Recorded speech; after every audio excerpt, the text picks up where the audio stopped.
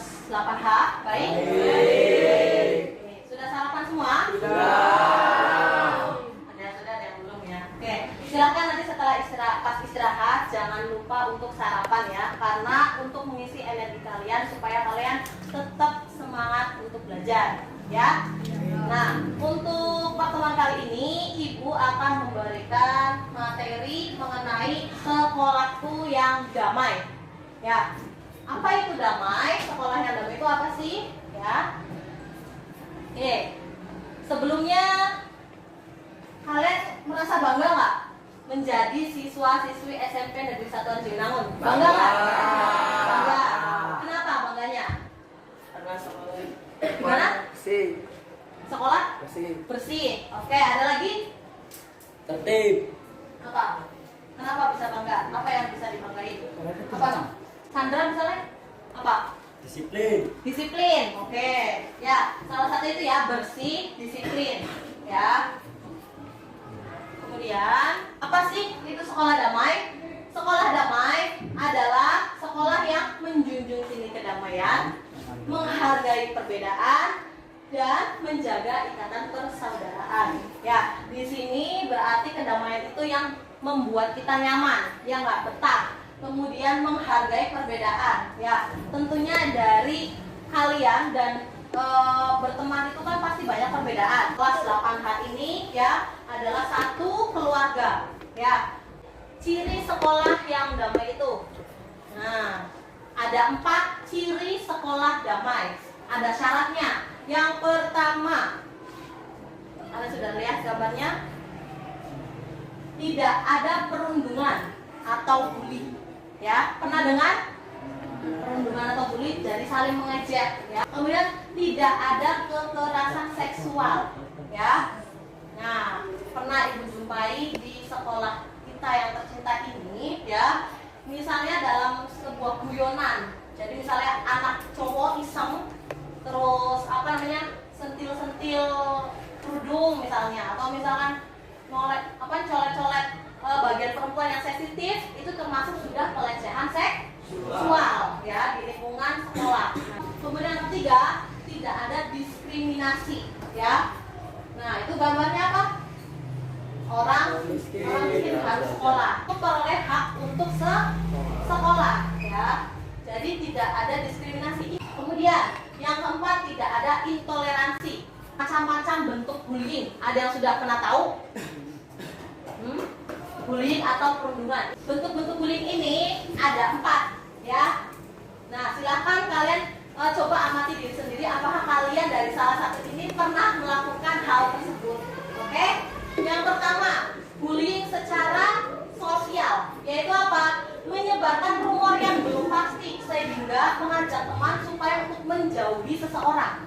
Ya, misalnya dalam lingkungan kalian, jangan berteman sama dia tuh suka bolos, itu misalnya suka. Nah, itu bentuk ajakan ya, bentuk ajakan yang gak baik. Nah, itu sudah termasuk bullying secara sosial. Pernah ada kejadian seperti itu? Pernah. Nah, hati-hati, berarti kalian sudah menjadi pelaku bullying secara sosial. Yang kedua, cyberbullying. Ya, cyberbullying itu adalah memberikan komentar yang kasar, kemudian mengancam atau menyakiti dengan kata-kata yang ditulis di sosmed. Pernahkah kalian seperti itu? Pernah. Tadi ada yang bilang pernah. Nah, hati-hati. Berarti kamu sudah menunjukkan tanda-tanda perilaku bullying. Nah, bullying itu mungkin yang kalian tahu hanya bentuk fisik ya. Jadi kamu gendut, kamu jelek. Nah, pada dasarnya bullying itu ada 4 macam nih. Ya, hati-hati. Kemudian yang ketiga nih, bullying secara fisik, ya kan? Kemudian keempat, bullying secara verbal. Nih, yang bullying secara verbal ini kasat mata, namun dampaknya bisa dirasakan oleh hati, seperti diejek hingga diteror. Yaitu ya, dasar kamu begini jelek, gendut, hitam. Jadi jaga kata-kata kalian ya. Begitu, hati-hati. Kalau sudah 4 ciri ini pernah kalian lakukan, berarti kalian pernah menjadi pelaku bullying. Paham? Paham. Nah, hati-hati. Kasus intoleransi lainnya itu bisa berupa nomor 1, memaksa untuk menggunakan atribut keagamaan, jilbab misalnya, mukena, kemudian sarung, dan lain-lain. Apakah kalian yang punya teman non-muslim pernah melakukan itu? Tidak. Tidak. Oke, aman. Kedua, mengganggu teman pada saat ibadah.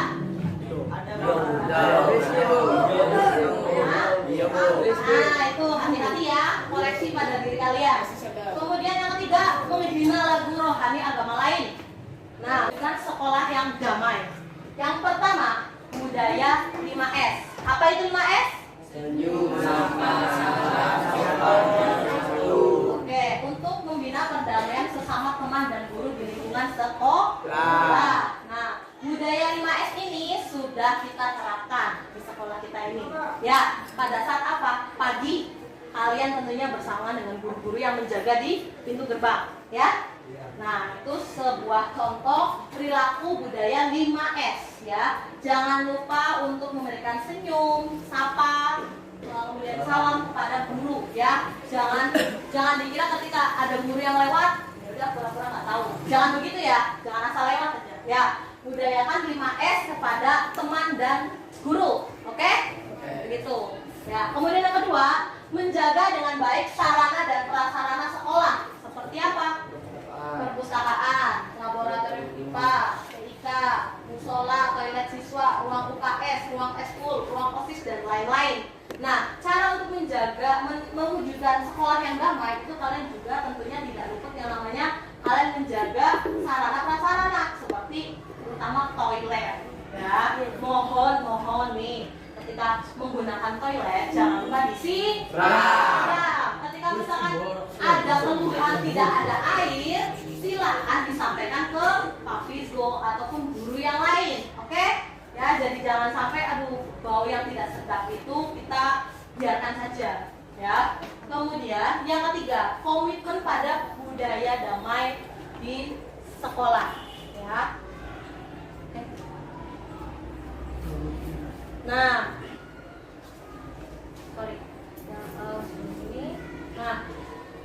warga sekolah termasuk siswa, termasuk para guru, termasuk para karyawan ataupun ibu-ibu kantin itu adalah warga sekolah semua, ya.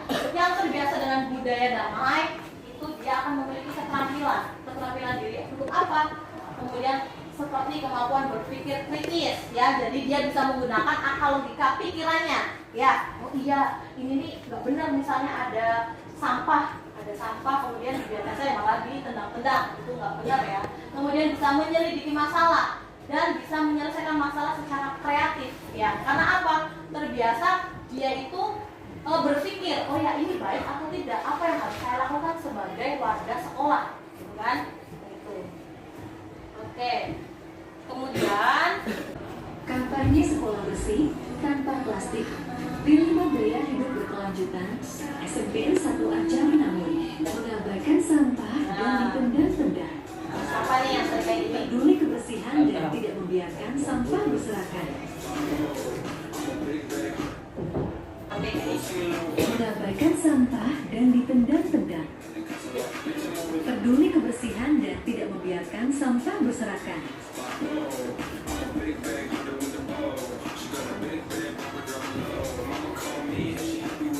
Ajin Taatun tidak mematikan keran dan meninggalkannya begitu saja.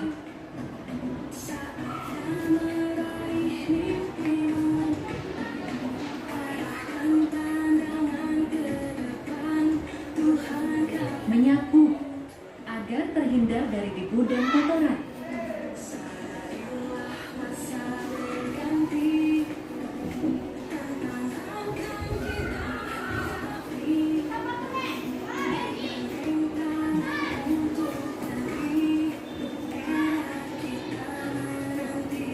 Ketika kita masuk ke kelas, jangan lupa membersihkan kelas kita supaya bersih dan lebih nyaman belajarnya. Jangan lupa meja guru juga dibersihkan dan dirapikan. Tulisan di papan tulis juga dihapus ya teman-teman supaya ketika guru mapel masuk sudah bersih papannya. Setelah bel pulang jangan lupa mematikan kipas ya teman-teman.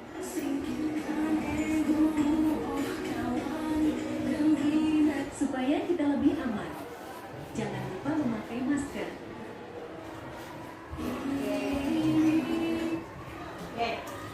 Sudah ya, sudah kalian tonton ya. Nah, video yang sangat singkat tapi sangat bermakna, ya Kak? Nah, kalau misalkan kira-kira kelas itu kok, apakah kalian nyaman belajarnya? Ya. Apakah kalian menerapkan seperti itu di kelas? Ya. Nah, apakah anak cowok pada melaksanakan piket? Masih? Hah? Melaksanakan. Benar ya? Dapat dipertanggungjawabkan ya? Oke. Tugasnya ini ada 4 pertanyaan. Silahkan kalian kerjakan. Ya. Yang pertama, sebutkan macam-macam bentuk perundungan atau bully. Ya, yang tadi sudah bilang tadi ya. Kemudian yang kedua, bagaimana pendapatmu dengan teman yang suka membuli? Kemudian yang ketiga, apa yang akan kamu lakukan jika melihat kasus pelecehan seksual di sekolah? Misalnya sesama teman tadi ya. Nah, apa nih misalkan sikap yang akan kamu lakukan itu bagaimana? Kemudian yang keempat, mengapa kita sebagai siswa harus menciptakan sekolah yang damai? Ya, silakan dikerjakan sesuai dengan pendapat kalian masing-masing. So, silakan. Jangan lupa nama dan kelas ditulis. Soalnya ditulis.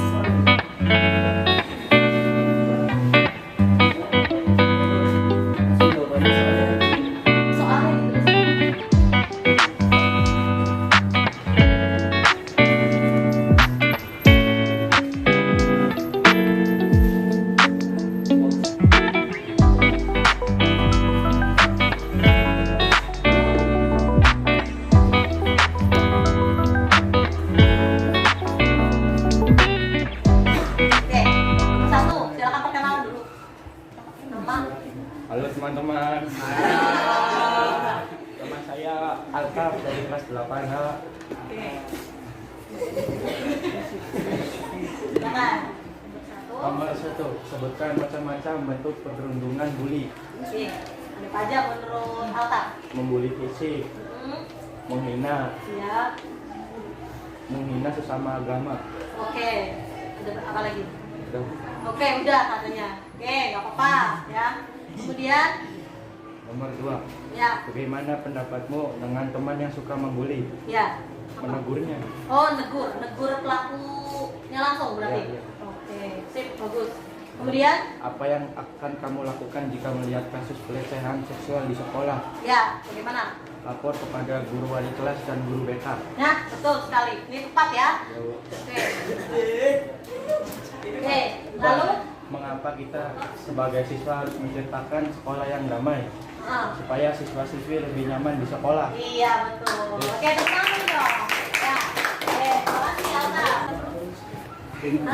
Iya, nggak apa-apa. bebas. Halo teman-teman. Perkenalkan, nama saya Devia Hengganisli. Saya dari kelas 8H. Ya, nggak apa-apa. Terus langsung baca aja nggak apa-apa. Saya akan membacakan tugas LKPD-nya. LKPD-nya saya sendiri. Ya, Langsung ke nomor 1. ya. Soal jawaban. Nomor 1, sebutkan macam-macam bentuk perundungan atau bullying. Ya, Yang aku tahu sendiri, bentuk perundungan atau bullying yaitu sebagai berikut, yaitu menghina fisik, mengejek nama orang tua, menghina-hina semacam kamu miskin, gak usah gini-gini gitu, kayak misal kayak kamu nih miskin, gak usah, udah kamu jangan temenan sama aku gitu. Terus memberi komentar-komentar yang bisa menyenggol perasaan, terus yang bikin mental down gitu. Terus yang nomor 2, bagaimana pendapatmu tentang teman yang suka membuli? Ya, pendapat saya sendiri yaitu kalau kata saya sendiri kurang suka, karena pasti yang tahu sendiri, misal kita saling membuli pasti yang korbannya itu pasti akan merasakan yang namanya mentalnya itu down. ya. Mentalnya down, terus Nggak nyaman. Ya.